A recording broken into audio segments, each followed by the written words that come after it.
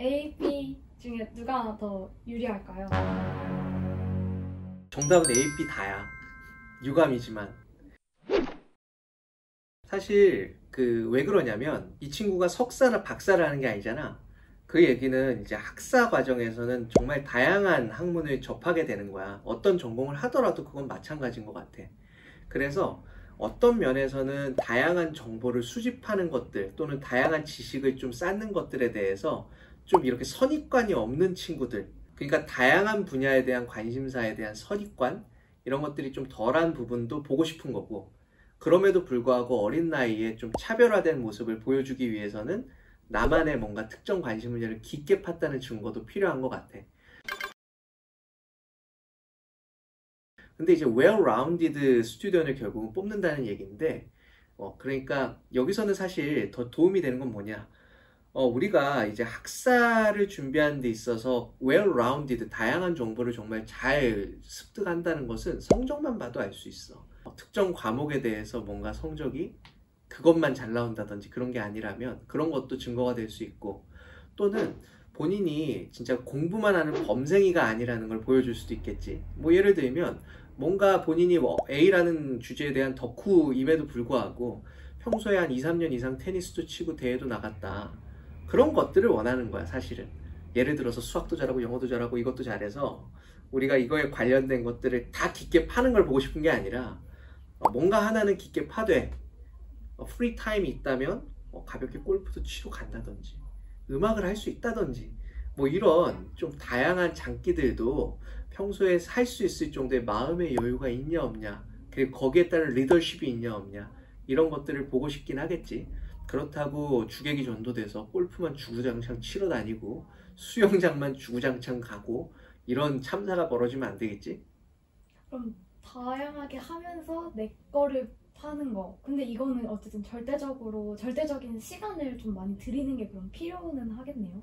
절대적인 시간이 많이 필요하지. 근데 여기서 중요한 거는 그 시간을 강제로 만들으라는 소리가 아니야. 내가 사는 시간과 남이 사는 시간은 정량적으로 똑같거든.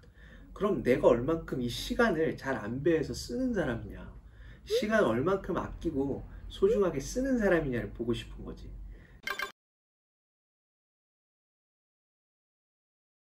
그래서 이거를 그 본인이 관심 있는 분야에 대해서 하나 정도는 깊게 파는 건 오케이.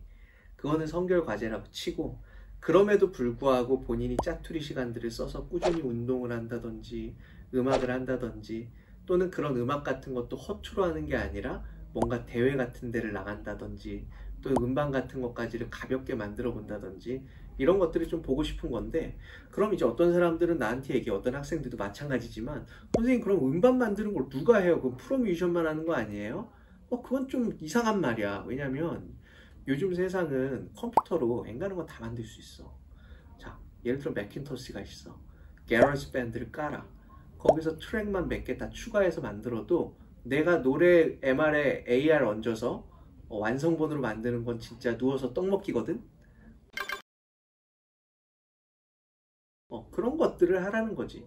진짜로 각 잡고 녹음실에 가서 몇 프로에 뭐 얼마를 주고 녹음하고 세션맨을 고용하고 이런 얘기를 하는 게 아니기 때문에, 여기서 이제 다시금 얘기할 수 있는 것은 내가 이렇게 하는 행위들을 뭔가 깊이 있게 할지언정 본인이 짜투리 시간을 잘 활용할 수 있고, 그리고 상대방과 소통을 할 때도 좀 편안함을 느낄 수 있는 상대인지 아닌지, 이런 것들을 다양한 활동의 결을 보면서 알고 싶다는 거지.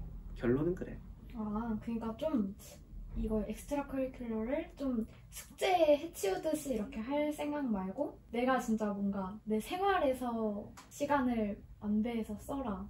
맞아. 그런 것 같아요. 근데 그거는 그 고교 생활뿐만 아니라 나이 들어서도 필요한 덕목이라고 난 생각해. 왜냐? 우리가 나이 들어서 우리나라 사람들 같으면 되게 인생을 갉아먹으면서 사는 사람 되게 많거든? 직장의 모든 인생을 다가 뺏기고 여유 시간은 없고 맨날 집에 가면 자고, 사실은 이게 서구권 사회에서 봤을 때는 사실 좀 앞뒤가 좀 이해가 안 될 때가 있는 경우가 많지. 물론 미국에서도 일 빡세게 하는 회사는 진짜 죽을 만큼 힘들게 하고 공부하는 것도 빡세게 하는 건 사실이지만, 그럼에도 불구하고 우리가 위트를 지키거나 우리가 여유를 지키거나 하는 것들은 반드시 필요한 인생에서의 덕목이다라는 메시지가 숨어 있는 거야. 그 얘기는 뭐냐? 내가 나이가 들어서도 이렇게 아무리 일이 힘들거나 가정생활이 지치더라도 내가 행복을 느낄 수 있는 하나의 취미 정도는 해야 되지 않나?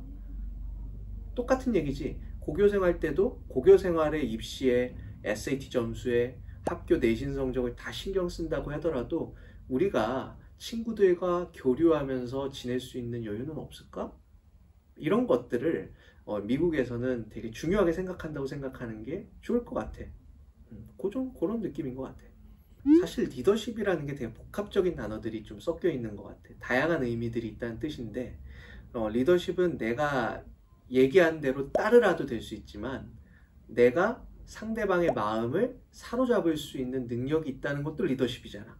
그건 좀 다른 거지. 내가 뭔가 강한 이데올로기를 갖고 날 따르라고 할 수도 있는 거고, 또는 내가 상대방의 이런 마음과 내가 가고자 하는 방향을 동기화시켜서 내가 이런 생각하는 방향의 동기화를 통해서 따라가도록 하는 것도 리더십일 수 있어. 근데 여기서 중요한 거는 내가 어떤 성향의 사람인지를 그래서 파악하는 게 진짜 중요한 거지.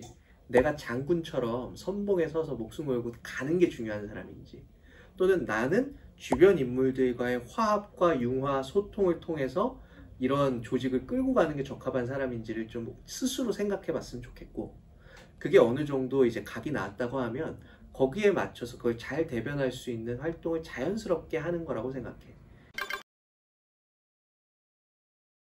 그 얘기인 즉슨 내가 진짜로 이렇게 소통을 통해서 뭔가를 하는 게 되게 적합한 사람인데, 무조건 나를 따르라 식으로 이렇게 하면 대학에 잘 갈 수 있어, 이런 막연한 기대감으로 어거지로 할 필요는 절대 없다.